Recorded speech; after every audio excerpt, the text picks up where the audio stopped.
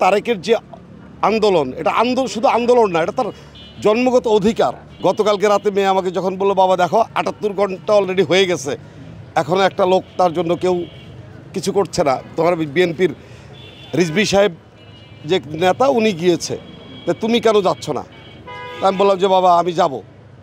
তখন আমি আজকে সকালবেলা তাকে নিয়ে আসলাম। এটা আসলে তারেকের যে আন্দোলন, এটা শুধু আন্দোলন না, এটা তার জন্মগত অধিকার। একটা মানুষের, বাংলাদেশের শহীদ প্রেসিডেন্ট জিয়াউর রহমান বহুদলীয় গণতন্ত্রের যেই ধারণা তৈরি করেছিলেন, যে সে ধারণার মূল জিনিসটা কি?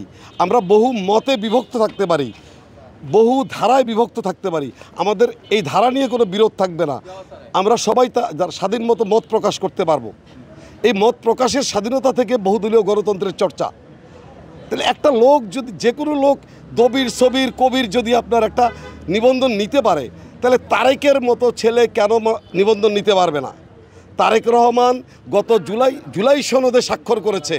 ডক্টর ইউনূসের উপস্থিতিতে যেই ছেলে স্বাক্ষর করে জুলাই সনদে, সেই ছেলের দল স্বীকৃতি পাবে না, নিবন্ধন পাবে না, এটা তো কোনো মানে প্রশ্নই উঠে না এই জাতীয় কথার। নির্বাচন, এই যে আমি একটু আগে বিবিসি থেকে যে পোস্ট করা যেই আপনার ফুটেজ দেখেছি, সেখানে তারেক বলছে যে তাকে নির্বাচন কমিশন অফিস চেনে না। How can it possible? এটা ইমাজিন একটা বিষয়, যেটা না চেনার মতো কোনো কারণ নাই। তারপরও আমি মেনে নিলাম, নির্বাচন কমিশন বাংলাদেশের 18 কোটি মানুষকে চেনার দরকার নাই। তার দরকার হলো আইন, তার দরকার হলো তার যে নিবন্ধনের জন্য যে গণ্ডি তাকে দেওয়া হয়েছে, সেই গণ্ডির মধ্যে তারেক আছে কিনা, তারেক বাংলাদেশের নাগরিক কিনা, তারেক বাংলাদেশের বহিরাগত কিছু কিনা, তারেকের বিরুদ্ধে কোনো নিষেধাজ্ঞা আছে কিনা হাইকোর্টের, যে তাকে নিবন্ধন দেওয়া যাবে না। যদি তাই না হয়, তাইলে তারেক কেন নিবন্ধন পাবে না? এটা হলো তার জন্মগত অধিকার। আমি অ্যাডভোকেট আশরাফুজ্জামান, আমি ঢাকা ডেমরার বাসিন্দা এবং ঢাকা ডেমরার বিএনপির রাজনীতির সাথে সম্পৃক্ত, ঢাকা 5-এর নবিউল্লাহ নবী ভাই এবং ডেমরা থানার প্রেসিডেন্ট। আমরা 100% সাধারণ মানুষ চাচ্ছি, দলীয়ভাবে চাচ্ছি, দল সমর্থকরা চায় না 2-4টা নতুন কিছু। তারেক যাদের বিরুদ্ধে কথা বলে, তারেকের কথায় যাদের 71 বিরোধী যাদের গাত্রদাহ হয়, তারা নির্বাচন কমিশনকে নিয়ে, তারেককে নিয়ে খেলা শুরু করেছে।